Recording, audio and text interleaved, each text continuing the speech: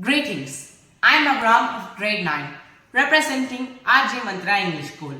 When we talk of Bharat, we do not talk just about the geographical landmarks, but we talk about a civilization, a living civilization whose heartbeat has been guided by its saints, yogis and sadgurus. They were not just religious figures sitting in caves, but they were the architect of India's cultural value and social consciousness. Take the saints, the saint poet like Kabir, Mirabai and Tukaram. Their words pierced through the rigid caste system in India and spoke the heart of the people. Kabir's couplets remind us that true worship does not lie in rituals but lies in compassion. Mirabai's bhajan ignited devotion that was pure, fearless and free of social barriers. And together, these saints democratized spirituality. And what did they do? They gave a voice to the common people, thereby reshaping our society. Next comes the yogis. Too often, we reduce yoga to a set of postures. But in reality, yogis like Swami Vivekananda and modern masters like Paramahansa Yogananda revealed yoga as a way of life, a union of the body, mind and spirit. Their teachings taught us that yoga gives us balance, discipline and inner strength. And this creates a society where individuals strive for self-mastery and thereby contributing to the mastery of the nations. Next comes the Sadgurus. They are like the enlightened beings who guide seekers directly to the truth.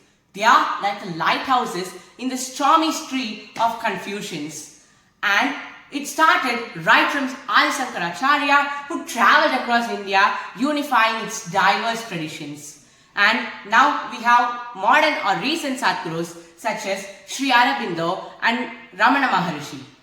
And these Sadgurus have infused the nations with clarity, purpose and strength. And they have called, and right from the beginning, they have always been calling for the actions. These masters together form the DNA of Bharat by the four principles: compassion over cruelty, service over selfishness, and inner awakening over blind ritual, and finally it is the unity over division.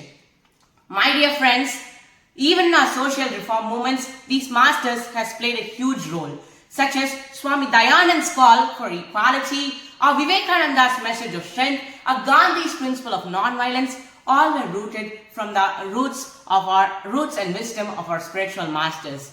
My dear friends, let me also say this. The West often measures power in terms of wealth and weapons. However, Bharat has always been measuring its power in consciousness. And the spiritual masters has expanded that consciousness by reminding us that true freedom does not lie only in political freedom, but the freedom from hatred, ignorance and fear. Let me conclude by saying this. Nations are not just remembered for their kings and conquerors, but the ones who stirred their souls.